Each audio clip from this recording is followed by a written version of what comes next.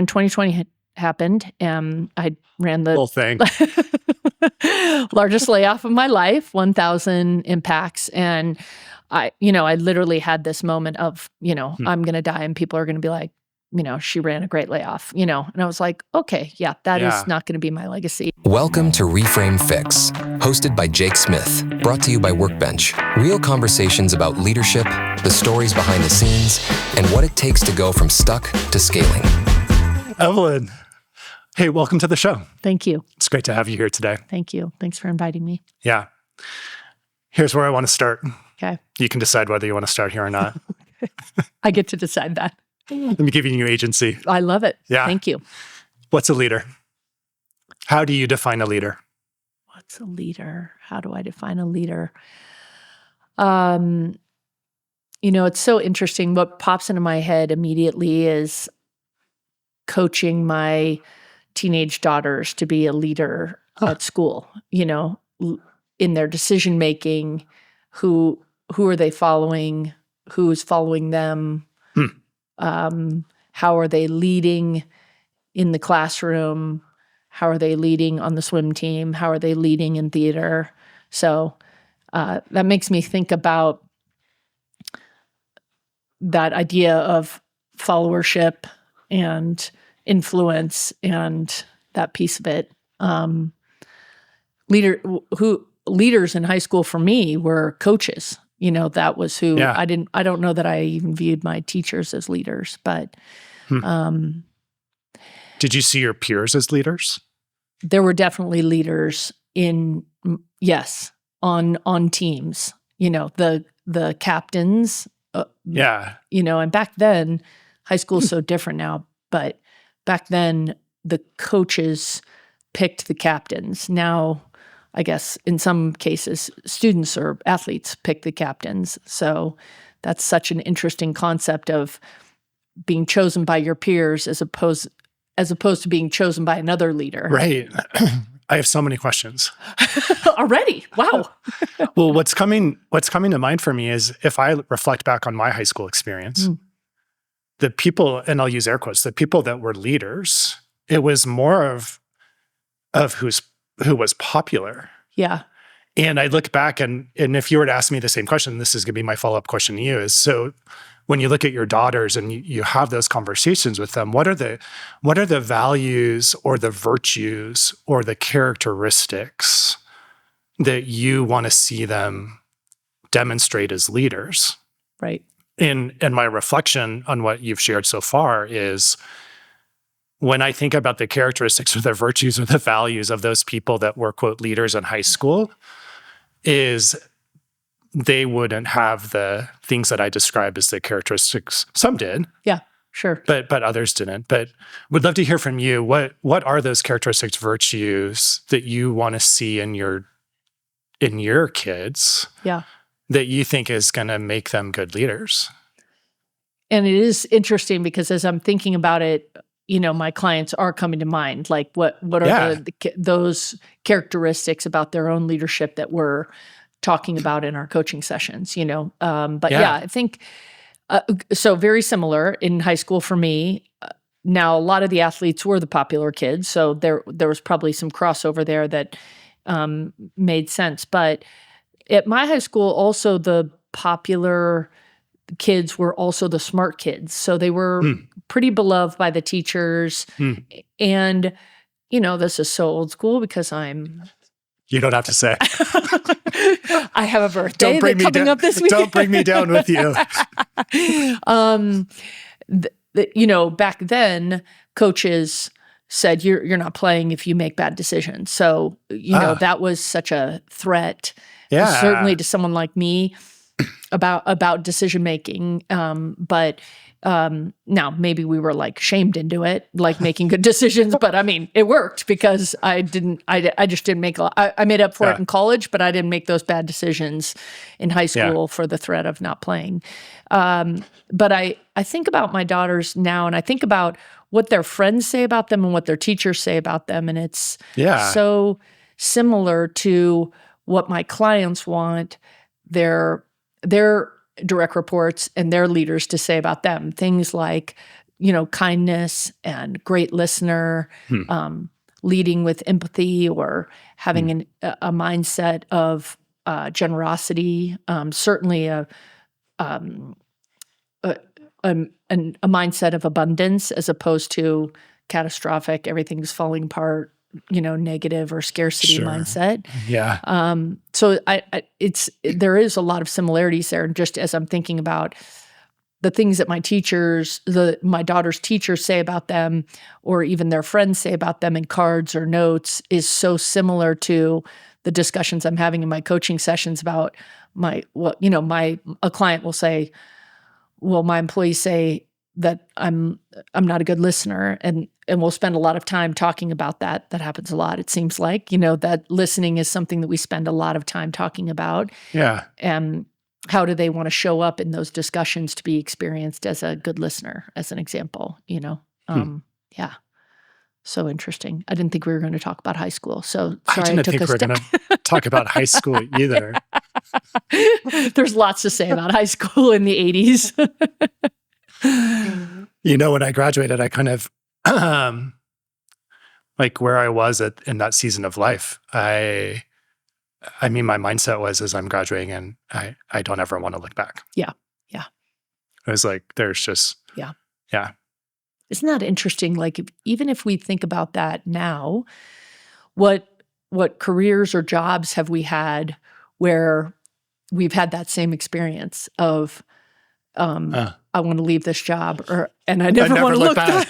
Yeah. I mean, that's that's what came to mind when you said that, because half of my business is executive career coaching, people who are on the move, making a move, either by their choice or somebody else's. Yeah. And there's so much work that they're doing to bring closure to that experience. Sometimes that's easy if you're making the decision to depart and you're giving a lot of notice, and it's a very amicable departure. Sometimes there's almost no opportunity for closure if you literally got walked out the door, or the layoff was immediate. Like, today's your last day, goodbye, here's your package, all that. But so it's just so interesting, because I would agree that for me, high school was very similar to that. I chose a college that was all the way across the country, so that I was very, very far away. Yeah. And then I think about some of the jobs that I left with that same mental of like, okay, I'm never looking back, or kind of. But I am a person who has a high need for closure. So putting a bow on it and having those things kind of ticked and tied is pretty important to me. So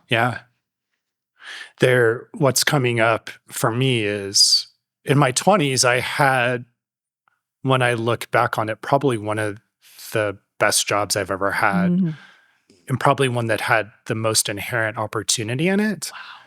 And I'd risen quickly. Yeah. But I got to a point where I was burning out.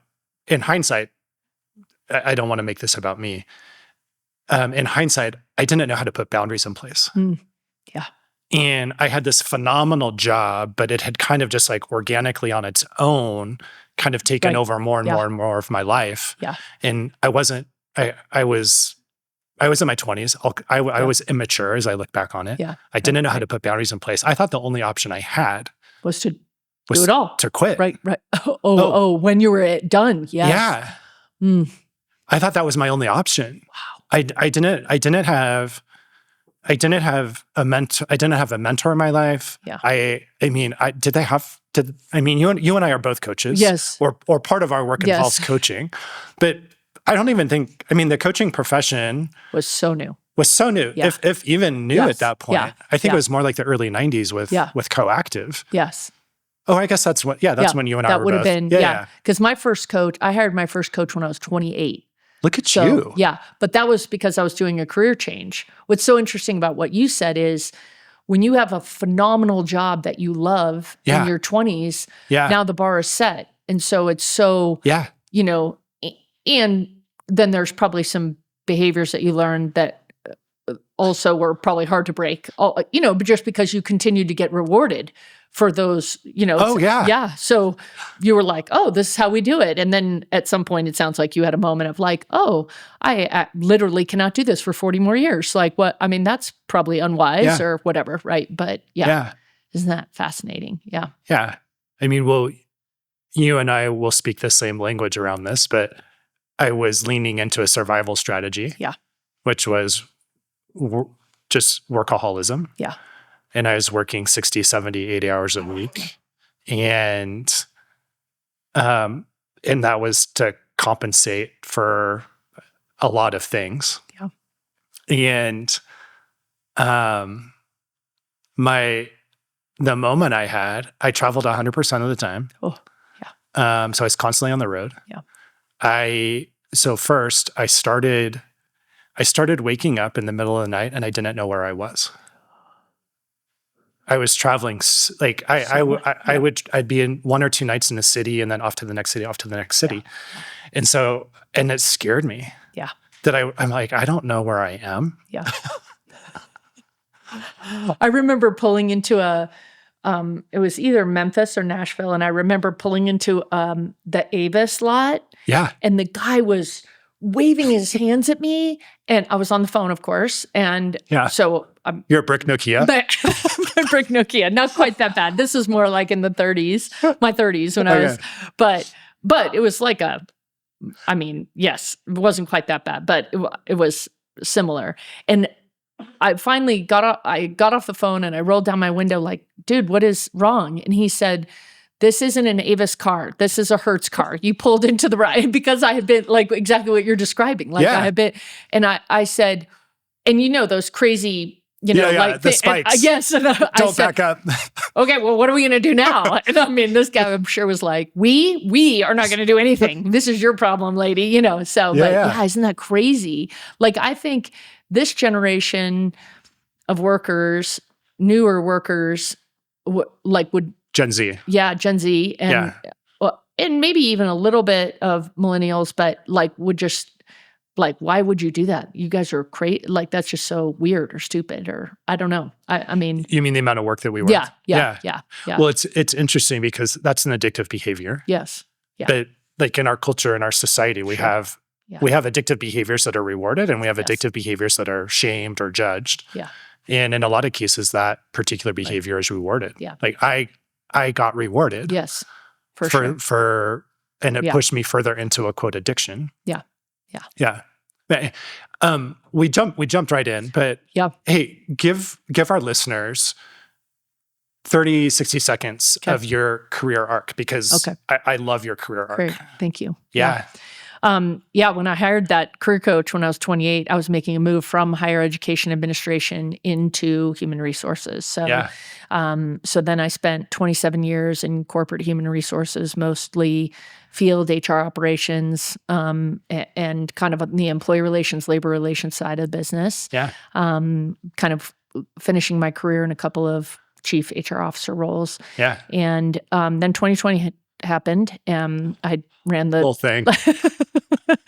largest layoff of my life, 1,000 impacts. And I literally had this moment of, I'm going to die and people are going to be like, she ran a great layoff, and I was like, okay, that is not going to be my legacy. And had an opportunity to, depart with one of those layoffs and have a bit of a windfall, and then took a year off. So similar to the conversation we just had, had been working since I was 15, like you. So just took a year and traveled and volunteered and slept and rest and all that. And then started this business, doing career and leadership, executive coaching, almost 4 years ago. So it's crazy. With a focus on people in career transition, vocation transition. Yeah, that's about half of my business. So half of my business is leaders who are on the move, are making a transition, either again their choice or not. And then the other half of my business, I love the framing of that. Yeah, you got to say it nicely. Like they either got fired or they're like, my boss is terrible and I'm quitting. Like those are the two. That's really how you break it down. But and then they might have gotten laid off as well, or impacted through reduction. And then the other half of my business is kind of typical executive and leadership coaching, a little tiny bit of HR consulting, but I really don't want to run people's layoffs or run their investigations, although I can do that because I did it for so long. But that's not like my bread and butter. But I have current clients that will ask me to do that. They're just not big enough to have their own full HR department, and they'll say, hey, you can do that. And I know them and I trust them and I know they're leaders. So that's a little bit easier. So Let's rewind for a second. You talked about having to lead, to affect, to manage 1,000-person layoff. It was a dark day. I have at risk of stacking questions, I have two questions. Okay, great. So one is, from your perspective and with your 3+ decades of working in HR and in CHRO roles, what's best practice for letting somebody go? Yeah, it's funny that you say that, because now when I have a client who says, hey, we want you to run this layoff for us, it's so, because I did that so much in my career, I now have a very clear picture of what is right and what is wrong in that, not a big right or wrong, good or bad person, but like I have very strong opinions about what that should look like, and around how much notice you give people, how you communicate, how rich the package is, whether you offer out placement services, how you care for them on that day of the notification, all of those pieces. And so I 2 years ago, I ran a reduction for one of my clients, and that's how I started the engagement. I just said, so this is how we're going to do it.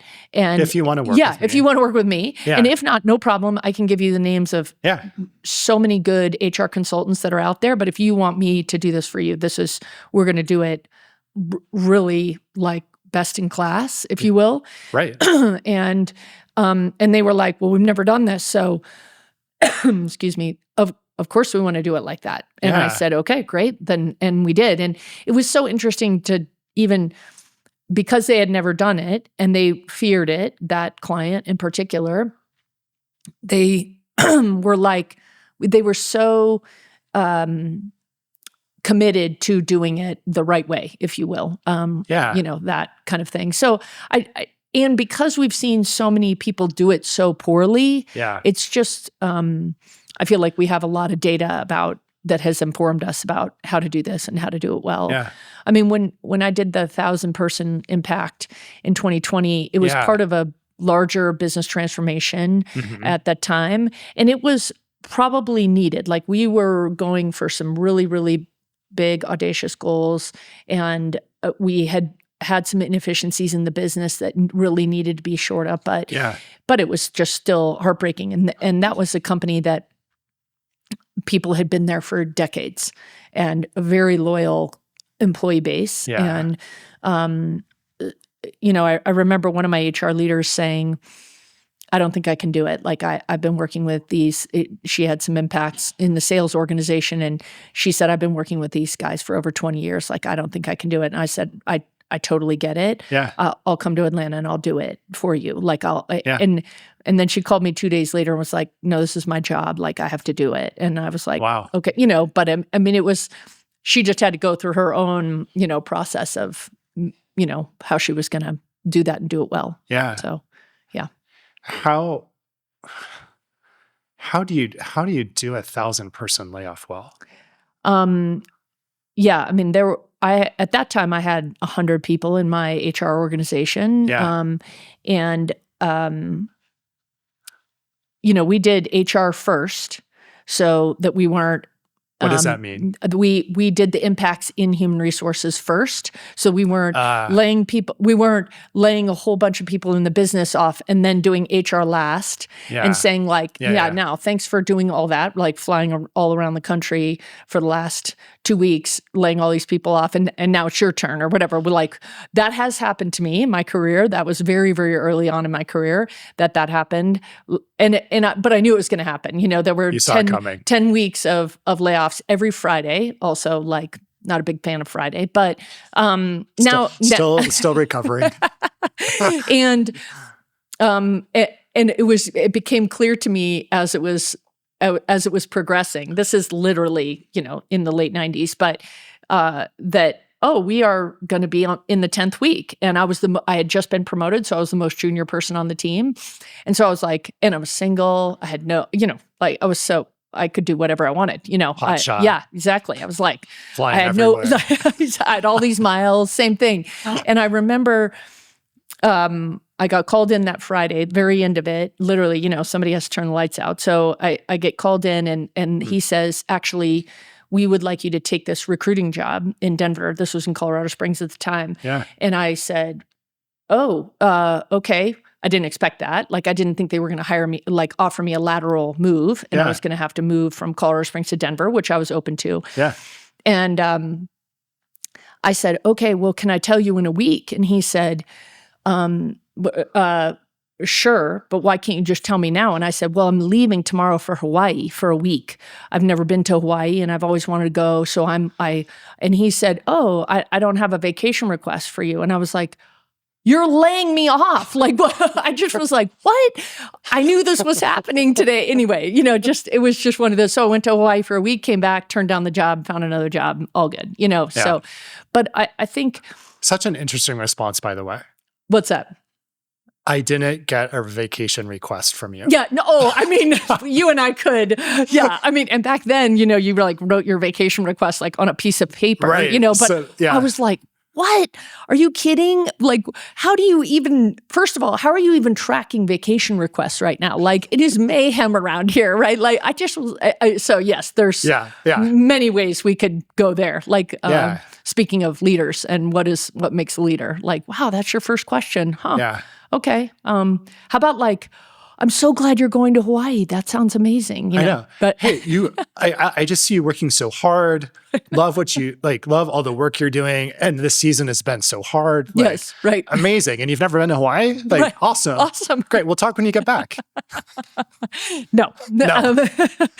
Yeah. And I think, when I think back to that layoff in 2020, we were very committed to doing it in person, every single impact in person. And so obviously when I was, I got in on a plane, went to 5 cities in 3 days with my HR leader. So HR for HR, worst job ever on the planet. Oh, and we flew all around and did these impacts. But obviously we walked in the door and like the HR leader for that site just saw my face and knew like, oh, well, I know what's happening right this minute, Shit's going down. And exactly, totally. And like, just like surprising people and not like communicating that. It's just a tough, but we were committed to doing it in person. Yeah. 7 days later, and came off the road from those 2 weeks, I texted my HR guy at the time, British guy, hilarious, just super fun leader and super fun guy to have done that terrible, week. Right. And I texted him and I was like, I'm sick. I have influenza A. And he said, I just tested this morning and went to the doctor. I have influenza A. And he said something like, good thing for Netflix. And I go, Netflix? I have a headache so bad I can't even look at a screen. And so we had the exact same sickness, but totally it was presenting so different. But it was an epic takedown. Like I was in bed for 5 days or whatever. And so, but back then it was like, well, that was our commitment to doing it in person and doing it the right way and being really thoughtful about it. I don't know. I don't know that there's a good way to do it. Right. The Reframe Fix is a podcast from Workbench. When growth creates pressure, Workbench helps CEOs and leadership teams cut through complexity, align their people, and scale with confidence, bringing clarity through executive coaching and strategic planning. Learn more at workbench.co. Can I share? Please. Also, 2020 pandemic was part of a carve-out got acquired by a private equity group. Yeah. Part of a much company that were carved out from was 500,000 people. Yeah.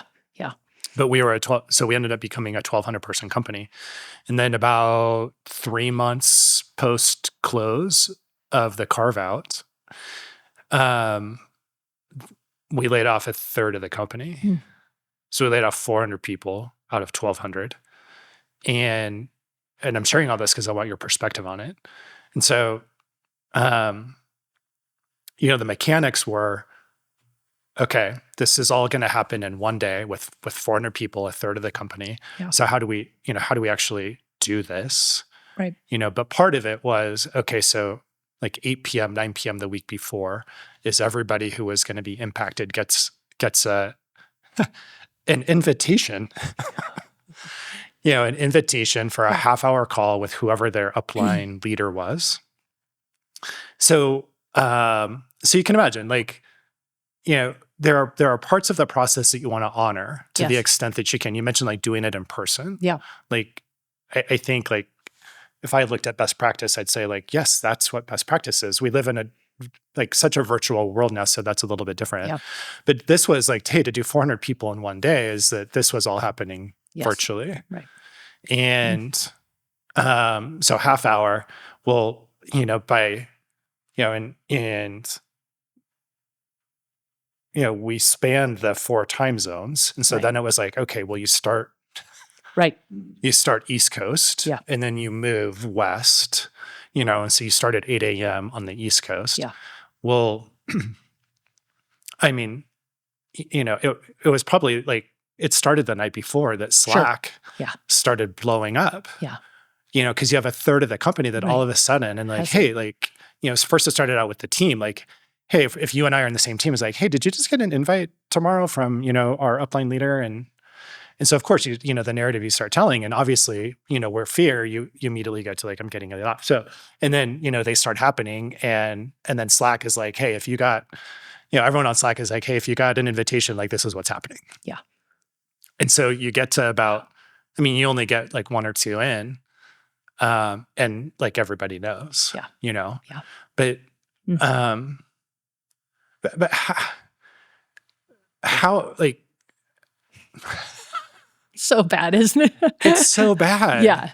And also like, how do you do it? Because to be more thoughtful about it. Yeah. And timely. And timely. And, when I say in person, finance people go crazy, just like, is she bananas? Like this is going to cost, like the travel on this. Typical HR person just has no regard for the budget or whatever. You know what I mean? Like so it's just, there's a cost to doing that. Right. Yeah. I just heard from a family member, I won't say which one, but her company is doing a big reduction. They're in the environmental space, really struggling right now. And the CFO came to her yesterday and said to her, she told me this last night while I was at the airport, you're going to be retained through this action that we're taking, but we're giving she's the youngest on the team. But we're giving these 2 admin jobs to you, with no money. And so good news, you're keeping your job, and but like you're going to do the job of 3 people, and so I was trying not to, and I was trying not to react to her because she's young and she's calling me as a family member who she happens to know does a lot of career coaching, but as a trusted person. And I hung up the phone and I called her father and said, really? They can't just throw her 10 grand. Like they can't just thank you. We're going to give you these 2 other jobs. We're going to give you just 10 grand more in your base. Yeah. Just thanks. We're saving, I don't know, $200,000 by these 2 impacts that we're doing. Yeah. And the 2 jobs we're going to give you. Yeah. But we're just going to give you 10 grand of that. Like, thank you. Yeah. And she's young enough where that would have meant a lot. That would have been done. Boom. Yeah. So it's just, how do you, now, I don't know the situation detail about that. There's some probably great HR person on the other side of that that's trying very hard. And I want to give the benefit of the doubt, but really? I mean, there's just got to be a better way on these types of things, right? And when, like in your situation about the 400 and 1 day virtual, obviously that's very common now, certainly post-COVID. How do you do the communication so exceptional that you don't get it? Obviously, in the absence of communication, people have created their own narrative. That is a fact. And then this takes us back to this conversation about abundance mindset and scarcity mindset, right? And those who may have a financial situation that is truly like paycheck to paycheck or whatever their financial situation is thinking about that and saying, I don't know what I'm going to do, kind of, just such a scary and terrifying time. And then there are likely also people in the 400 that are like, oh, this is exactly what needed to happen. This is the reset I needed. This is the start over I needed. This is the, I mean, the responses fall across the spectrum. Huge. From what you just described of like, oh gosh, you know what? Relief, freedom, gratitude. Yes. Like, yes, I've not been happy. Yes. Like, maybe I didn't have the courage to take the step that I needed to take. And this actually now is giving me the space to do that. Yeah. But the other end too is like, well, hey, they lawyer up. Right. Sure. Right. Like, well, and you said something is there's just a human element. Yes. Yeah.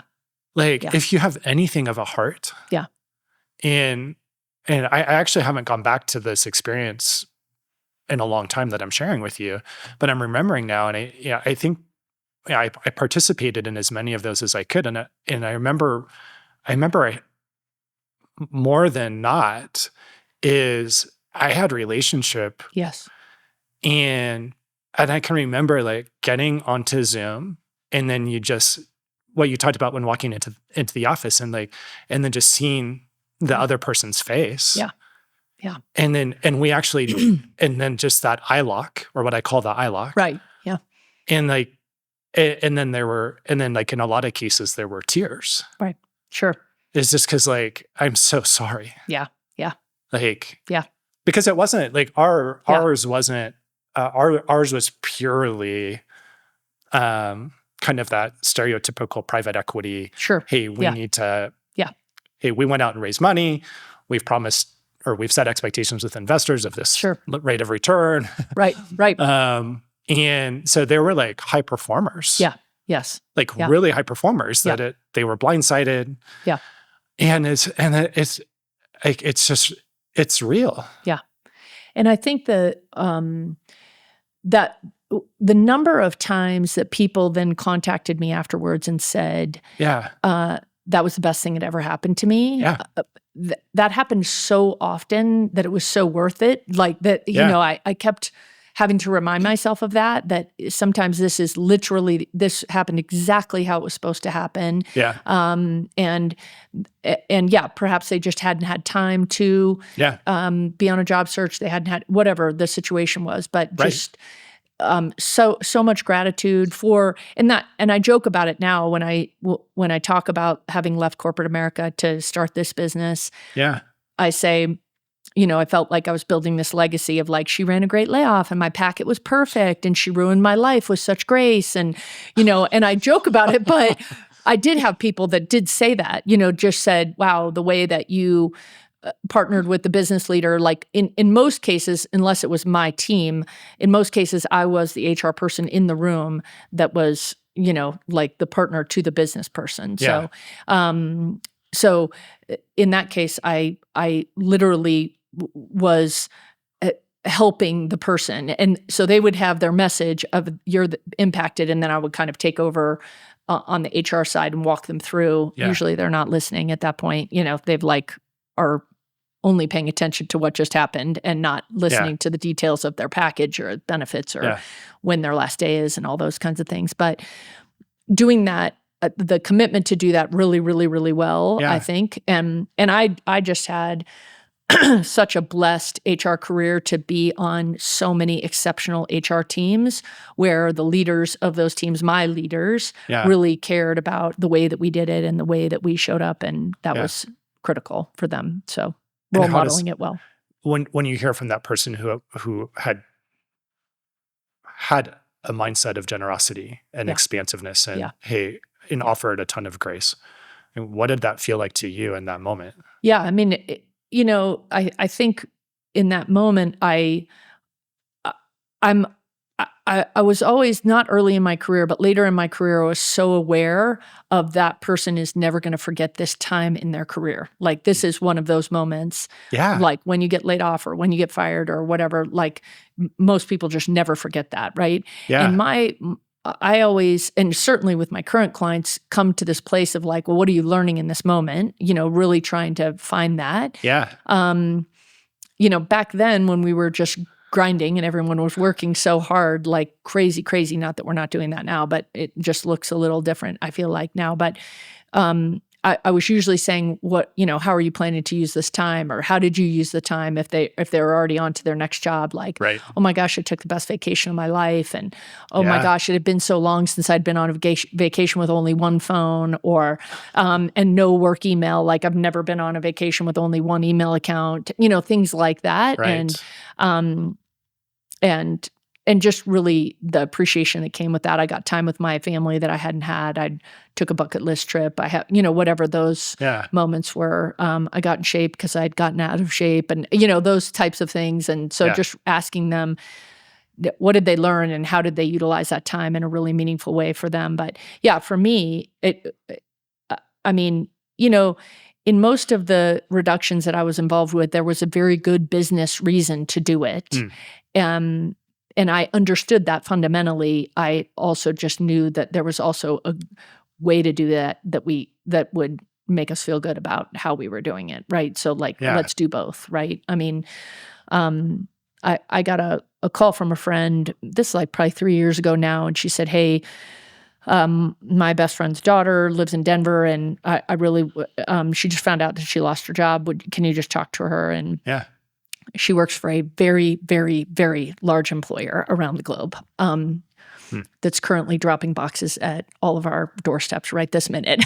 So, and I said to her, how did it go? I mean, like what, and she said, I left for lunch and I came back and my badge didn't work. And called, and she was in HR, and she called her friends and said, haha, you guys are so funny. And practical joke. Literally. And they said, what are you talking about? She said, come let me in. It was at a big warehouse, obviously. They came, let her in. I mean, there's like 20 HR people on those teams, right? They're like, there's thousands and thousands of workers in these warehouses, right? Part-time, full-time, you're recruiting, you're hiring, you're firing, you're doing safety, it's just a massive operation. And she got to her computer, logged in, and the email was right there. And it had an attachment, here's your package, here's your, and they had sent it also to her personal email, and this is it. Like, leave your badge on the desk and you're done, And it just was like, no humanity. Yeah. How is that even possible? And this was 3 years ago. So, I mean, this isn't like 1980. We can't figure this out or whatever. I mean, so there's just stuff like that. So to steelman the HR side of that, of like, oh no, this is the way to do this. Yeah. What's the rationale? Yeah. I mean, I think they would say like, oh no, like we should do it like that. Right. I know. I mean, I think, and I mean, some of my dearest friends in the whole wide world are employment lawyers. And so I don't want to, and I was raised by a lawyer, so I have to be careful here. But, I think that when these things go south, like most things, we say, oh, well, we're never going to do it like that again. And we make maybe overall poor decisions for the big picture. So an example would be, okay, we're not going to tell anybody in advance because we're afraid that they're going to, I don't know, lose their mind and have a mental health breakdown or hurt somebody or hurt themselves or destroy our equipment or steal stuff from us. And the reality is that after 30 years of doing that, that literally happened once. I mean, it just is so rare. And so it's like, how do we manage the masses appropriately and have a contingency plan for the exceptions that are just so rare. I mean, and there's also things you can do to, like, we had security on site that were like, plainclothes people who helped us if we needed help or whatever, we're just support. Sometimes we had counselors on site ready to go. And, but I mean, so I just think we've kind of over-managed it based on these few things that have gone wrong. These isolate. When if you just sat down with those 400 people in your example and said, hey, over the course of the next 2 months, we need to reduce by 400. So we're going to take down the whole order board, by the way. We're not going to hire a single soul. Anybody who wants to volunteer, raise your hand. Now, HR people who are hearing me say that, or the business that is hearing me say that, is like, what do you want to, all the wrong people will leave. And I was like, okay, I mean, maybe, right? Like all the highest performers will leave if we do that. And I'm like, okay, well, that's something you should probably explore if you're running a 400-person layoff and you don't want to run a voluntary program because all the best people will leave. Why do your best people want to leave? I mean, that would be a good conversation. Let's start there. And so, but then, and we're going to do this with a lot of professionalism and kindness and notice and all that over the course of the next 30 days or 60 days or whatever. I mean, unless we're in a bankruptcy situation or whatever, and there's not really a timeline. And so you be a pro and I'll be a pro. And then let's just, let's cut some deals, I mean, you know what I mean? And then all of a sudden people are like, oh my gosh, thanks so much. I've been wanting to take this trip. I'll just take my package today. Goodbye. Awesome. And then other people who are like, I'd like to start my job search immediately. So I'd like to be on the tail end of this. So, I mean, just cut some deals. I mean, I don't know. I'm making it sound so easy. So I appreciate that you have listeners that'll be like, okay, it's not quite that easy. And they're probably right. Yeah. And I think there's a better way to do it. So. Yeah. And what's coming up is that, what or the story that I'm making up around this is, when it's more than one or two or three, is then a couple of things. One, like, how do you scale it? So so then you have to fall back on a process. Yeah. Which immediately just degrades the humanity. Yeah. And then also there's a total wild card. Sure. Of you don't know how the person's going to respond. Yes. Yeah. Like when you said, we would often have security that their planes close, but you can probably validate. It's something I've heard, but you can probably validate it. But if you get laid off, it's up there with like divorce. Sure. Like major life event. Yes. To your point, like people will remember it. Yeah. And so what that means is, hey, highly, highly emotional. Yeah. And when things become highly emotional, you just don't know. You don't know what emotions are going to present. Yeah. And it's at my last company, we had a saying that was people over process. So we were not saying the process wasn't important. Yeah. We were not saying that having a process and following the process was not important. We were just saying that when we're in a bind and we have a decision to make that is a process decision that could degrades the humanity in the process, we're always going to choose the people over the process. Yeah. And when all things are equal, or when there's no people impact, that's pretty rare, but then we're going to make sure we follow our process and be thoughtful about that. I was recently at a client site and they were doing an all-employee meeting. This is a manufacturing location, and and they were doing it at 7 a.m. The night shift was coming off. So this was a large group, very tired. They've been working all night, and this client does an exceptional job at employee communication. They have regular meetings, are constant. It's a 24/7, 365 operation. So they have, and there's a lot of them, hundreds of them. And so, but there was at one point, one of the leaders that was talking in front of the room, he runs a pretty technical part of the business, and he made a comment that was, I caught it. I had just woken up, so I had not been I was wide awake. I had a big coffee in my hand. I was ready to go, but I heard him say something that was like, well, we're in great shape as long as we follow the process. And at this plant in particular, like most manufacturing plants, number one is safety always. Like we want people to leave to go home in better shape than, hopefully better shape, at least the same shape that they came to work in. All the limbs and, still attached. Exactly. Every single, yes. And we want them even mentally in as good a shape as when they showed up for work, maybe a little more tired, but Yeah. And I had almost a physical reaction to it because I thought, are people going to think we care more about the process in that moment than we care about them or safety or whatever, right? So it's just the power of the words that we use when we're talking about process and people and how do we, again, the process is really important. If you have no process, you'll have chaos. But how do you bring the humanity into the process? And obviously the best process frameworks out there do bring the humanity into it. So, What, I'm going to pivot the conversation. Wait, Yeah. Let's not talk about layoffs for like. I know. I know. That was, I didn't, high school and layoffs, like, wow. Yeah, right.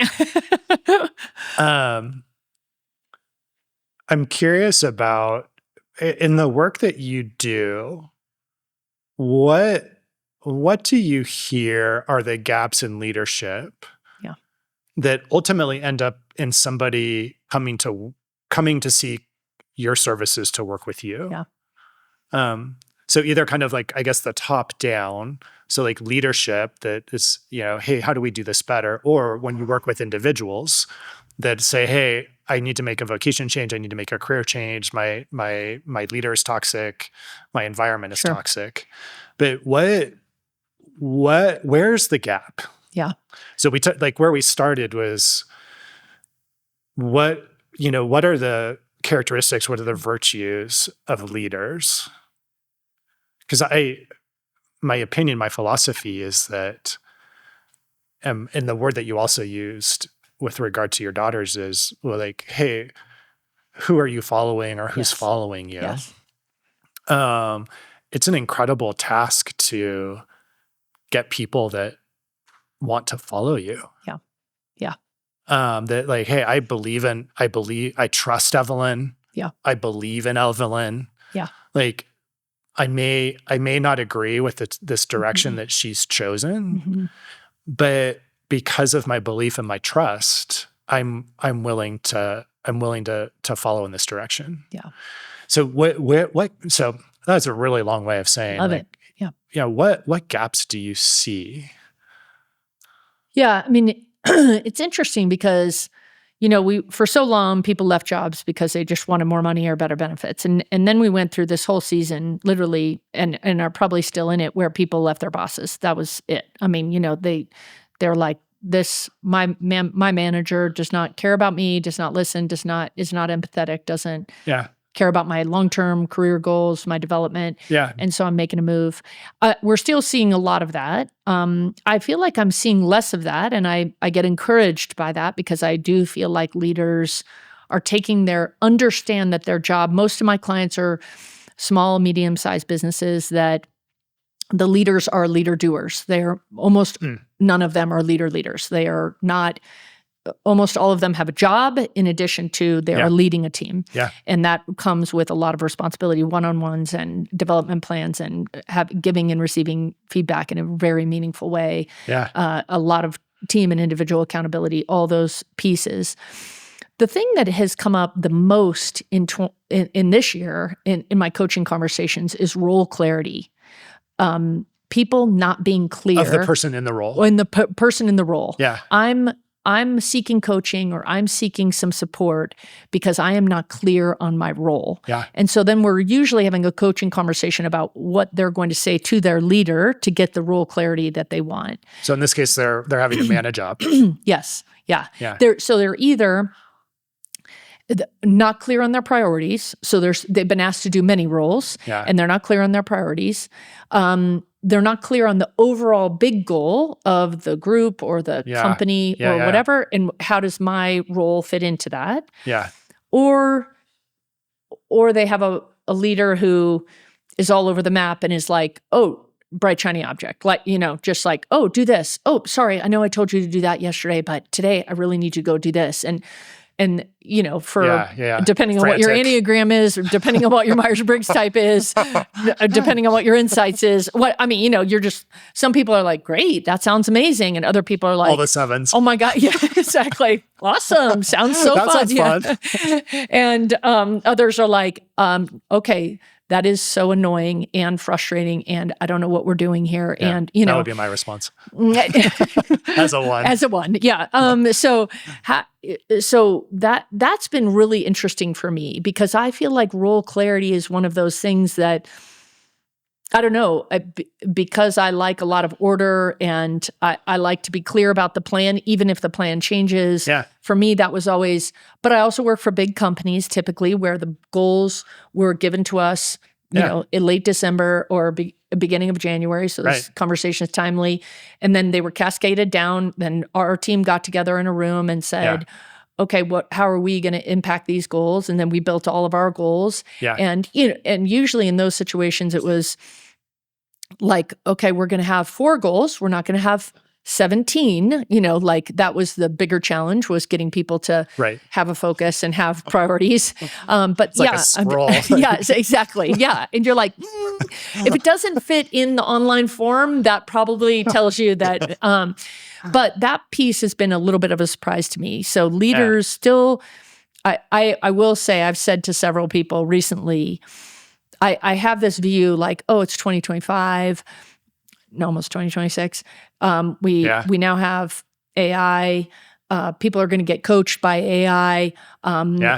Is this going to last several more years until I can actually retire? Is this coaching thing going to really last? Right. Leaders are so evolved now. And then something will happen, and one of my clients will be like, oh, okay. Or I could do this for 10 more years, obviously, because, there's just a lot of opportunity to...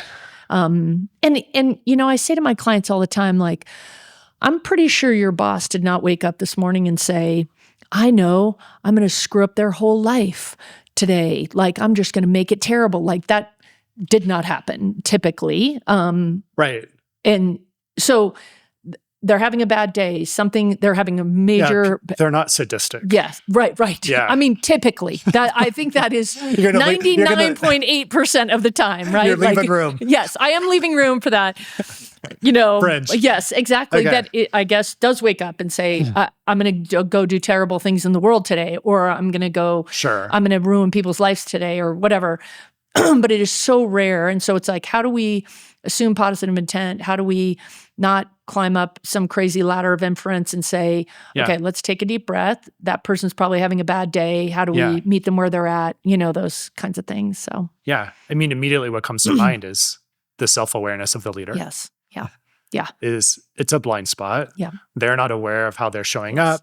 They're not aware of the impact that is then having. Yeah. And so in that managing up is, how do you have that conversation? Yeah. So how do you have that conversation? Yeah. It's so funny that the other thing that I have noticed that feels so different than, let's say, 20 years ago is, and I think this is generational, the number of people who now have the self-awareness to say, I am going to leave for the rest of the day, or I'm going to put that email in my drafts, and I'm literally... Now, we all talked back in the day about doing that, but we just never did it, or we just weren't good at doing that, or no, it needed to go now, whatever the situation, we talked ourselves in. And the thoughtfulness that I've seen, at least, of leaders who are like, it's going to be very unwise for me to go talk to this person right now, or it's going to be, I'm literally going to go walk around the block. Back in the day, it used to be go have a smoke. That's a little more rare now, but... I'm, I guess I'm going to go in the bathroom and vape like they do in high school. So, but I mean, here we are in high school. Back in high school.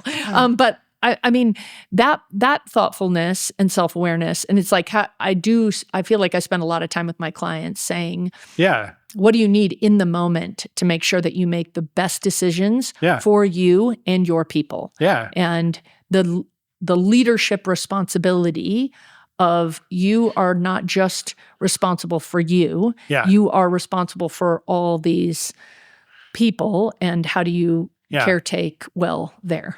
I mean, yeah. This is like another rabbit trail. I'll only mention.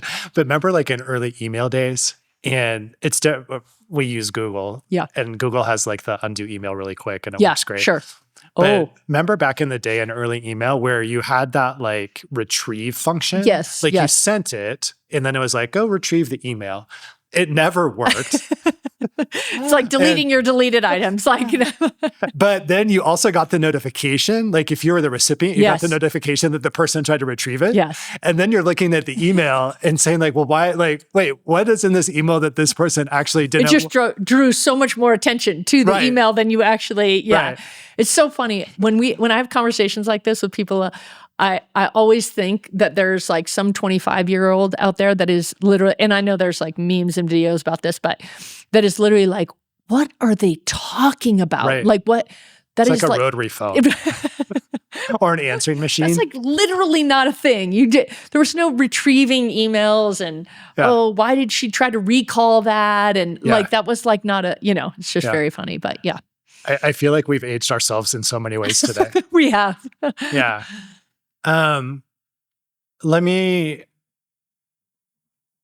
Let's end with this question. Okay. So you shared how you coach somebody to self-manage. Yeah.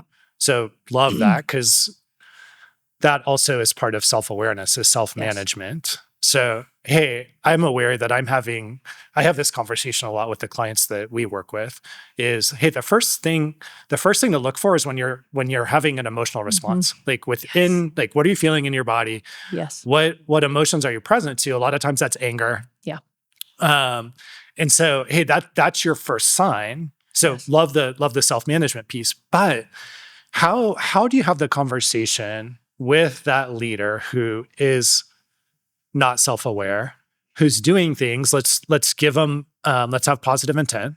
Like they're not doing it intentionally. No, they're not doing it with intention. Yeah. To your point, they're not waking up in the morning and saying, hey, right.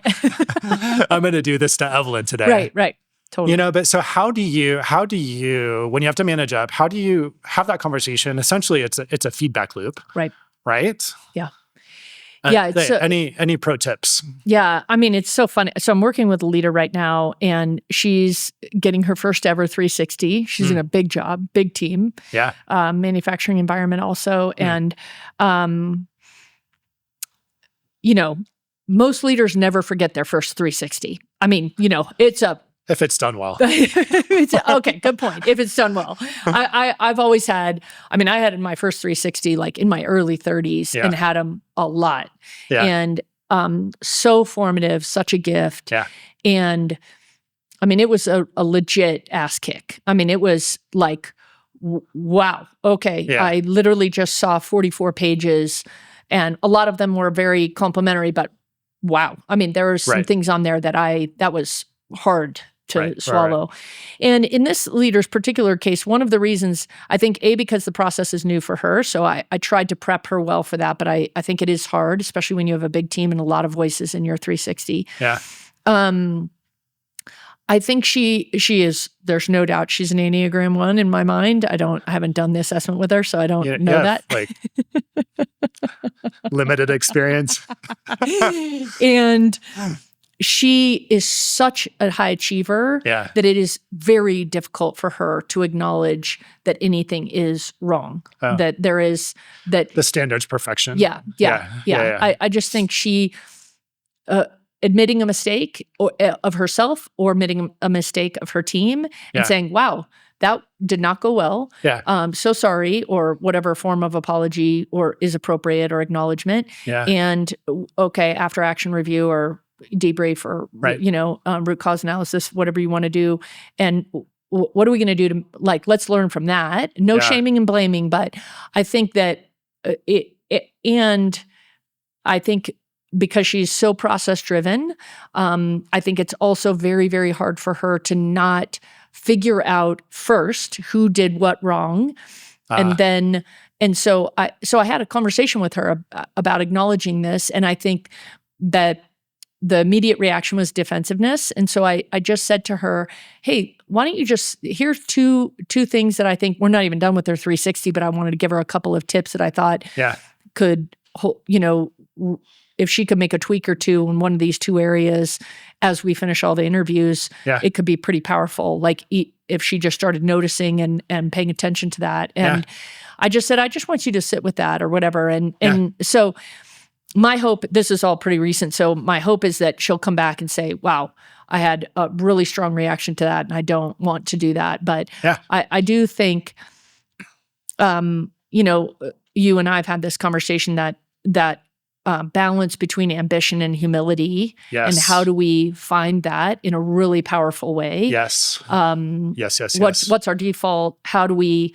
And when we're over-indexing on one, so let's say that she's over-indexing right now on achievement and is ambition, and is really struggling in the humility piece. How does she? That's ambition is certainly her default. So how does she balance that? And I feel like I have that ambition humility conversation all the time with my leaders, and really trying to find that balance and just noticing when they're when they're over-indexing on one and not the other. So, Evelyn Walter, I love talking with you.